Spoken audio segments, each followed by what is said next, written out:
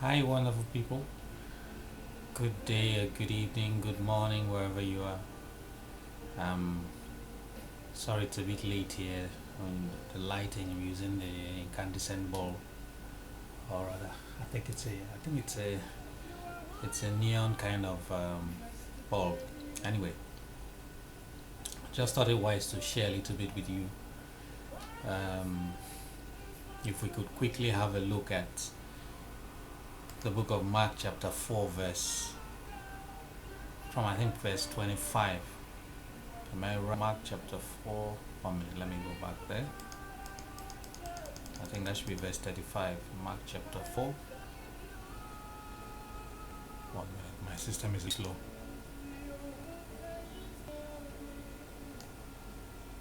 Yeah, from verse 35. I read. And the same day when the even was come, he said unto them, Let us pass over unto the other side. This is Jesus speaking now. And when they had with the multitude, him even as he was in the ship, and there were also with him other little ships. And there arose a storm of wind, and the waves beat into the ship, so that it was now full.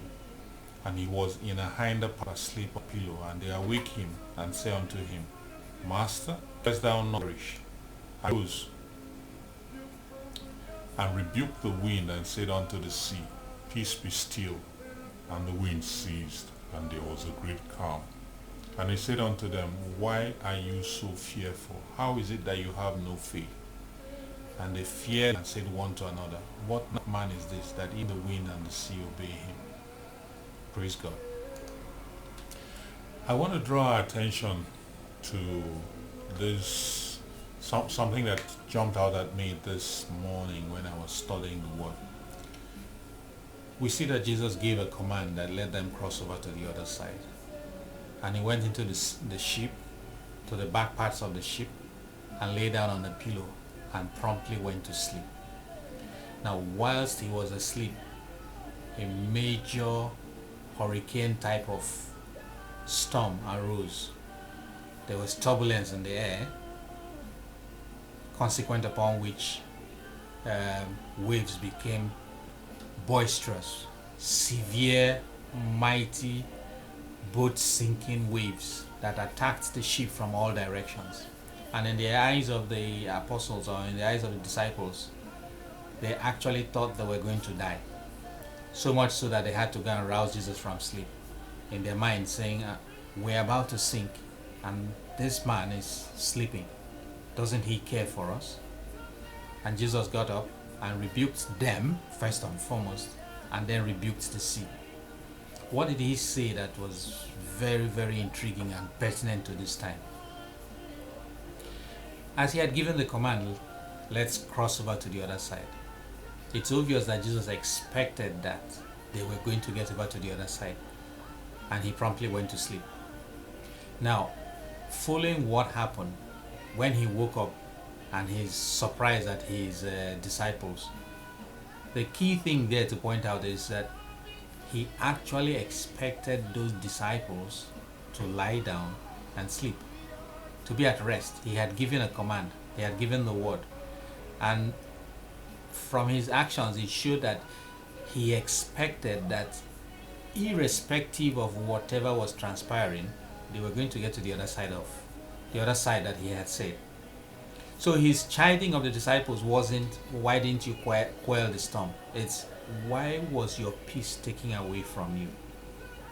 I was asleep because I was confident that we will get to the other side. Now, this turmoil in the atmosphere and in the waves was only designed to take your eyes away from confidence in what I had said. Let us bring that to the here and now.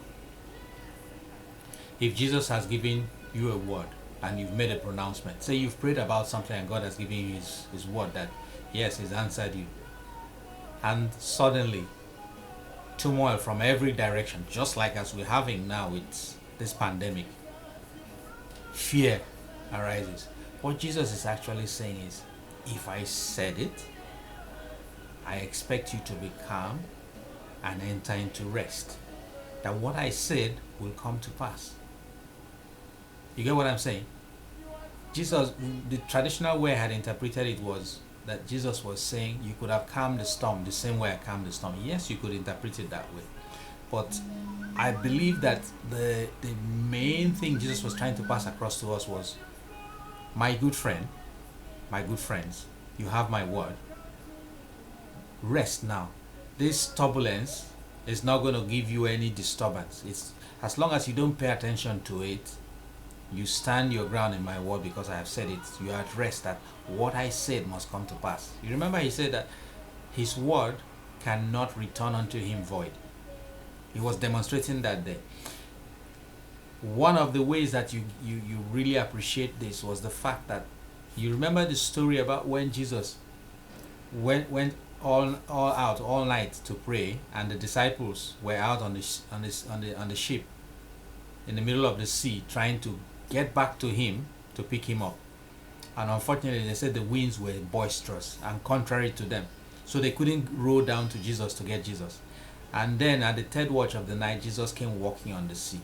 You remember that as Jesus came walking on the sea, it was not recorded that the sea was calm. It was actually recorded that the sea was boisterous. There was a tempest on the sea. Jesus didn't bother himself with that tempest. He walked on the sea, telling us something, that as long as the word was out there,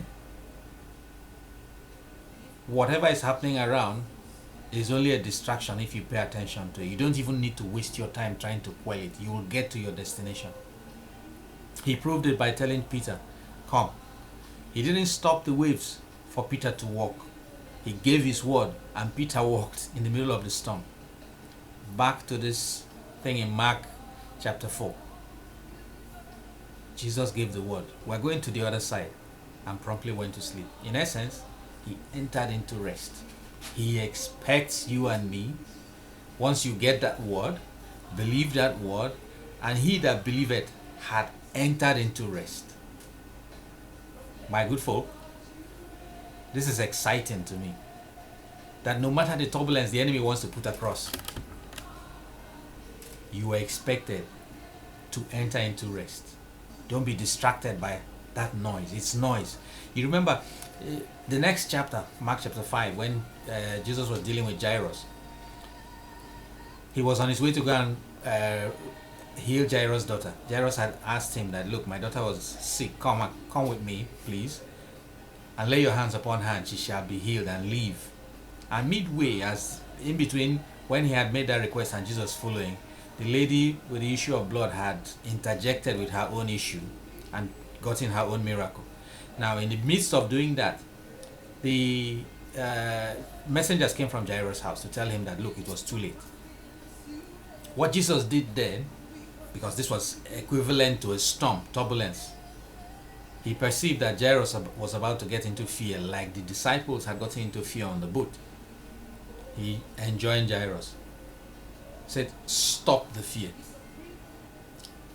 Only keep on believing. But if you go to the verse before that, or the sentence before that, he said, in the Amplified, he says, overhearing and ignoring. He overheard what they said.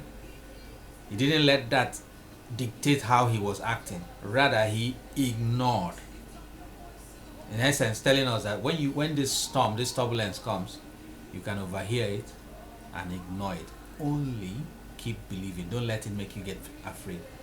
I hope this is a word for you and me, because it surely was a word for me this morning. I was really encouraged that once I get the word, I can go to sleep. It reminds me of a message I preached some years back called Fire and Forget. When the word is given, it is as if it is shot out, it is fired. It will never return back void. So you can go to sleep. You can forget about it. It is going to do its job.